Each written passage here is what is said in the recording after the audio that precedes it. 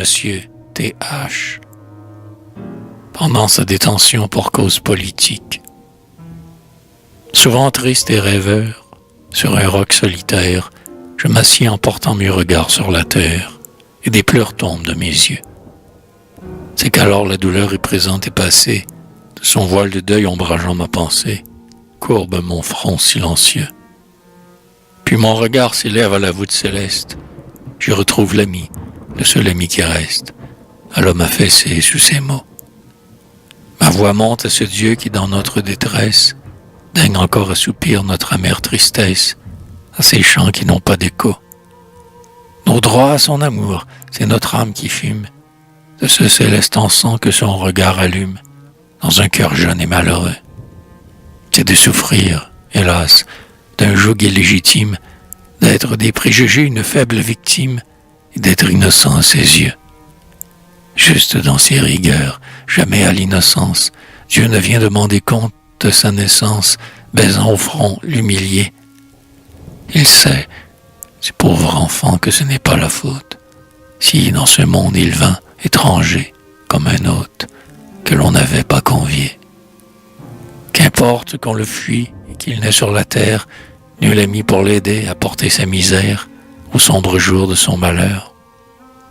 Pour relever son front que l'infortune affaisse, pour alléger ses fers sous le sort qui l'oppresse, ne lui restes-tu pas, Seigneur? Il a tourné vers toi son humide paupière, tes anges dans les cieux t'ont porté sa prière. Ah, prête l'oreille à sa voix. Ses accents douloureux sont ceux de la gazelle, ceux du timide agneau qui se plaint et qui bêle, égaré dans la nuit des bois. C'est un hôte Israël pleurant sa servitude, c'est l'imprudent oiseau tombé de lassitude sur l'abîme orageux des mers. Il fait de vains efforts pour regagner la plage. Ne sauveras-tu pas cet oiseau de passage de la fureur des flots amers?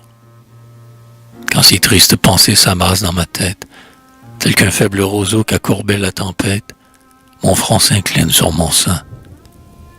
Mon âme s'abandonne à sa douleur profonde, et mon luth, arrosé d'une larme inféconde, demeure sans voix sous ma main.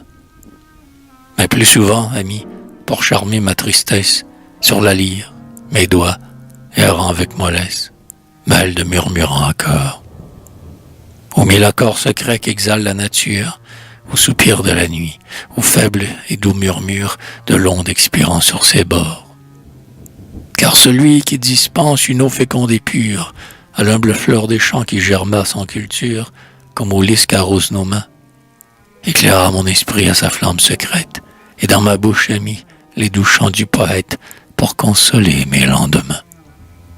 Ah, que j'aime le bruit des ondes sur les grèves, alors le vague objet qui caresse mes rêves, déployant ses ailes d'azur, sur le front de celui qui a repoussé le monde, assoupie de mon cœur la tristesse profonde, à son accent plaintif et pur. Si l'astre de la nuit, entr'ouvrant sa paupière, verse d'un jour plus doux la tremblante lumière sur le sein endormi des eaux, Alcyon sur les flots d'une amère existence, je gémis, et ma voix qui écoute le silence, à ses soupirs endort mes mots. Si la brise des soirs qui balance la feuille, si le souffle amoureux d'un doux zéphyr qui cueille, des baisers sur le sein des fleurs, de son frémissement vient flatter mon oreille, je demande à mon luth que d'une voix pareille, il chante pour sécher mes pleurs. Oh toi, qu'un sort fatal abreuva d'amertume, chante donc pour charmer l'ennui qui te consume.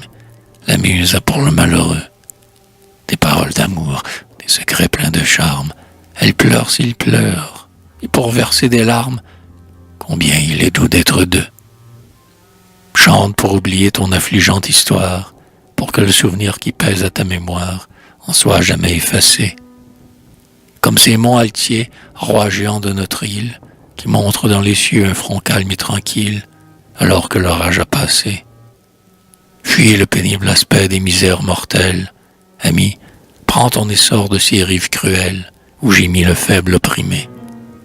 Vers les célestes lieux où de la poésie, ta muse versera l'enivrante ambroisie dans le cœur de son bien-aimé. Et sur un luth plaintif, dans une amère ivresse, exhale tes soupirs et tes chants de tristesse, avec tant d'âme et de douceur. Que le cœur le plus dur s'attendrisse à tes peines, que ton sombre geôlier même, en rivant tes chaînes, t'écoute et répande des pleurs.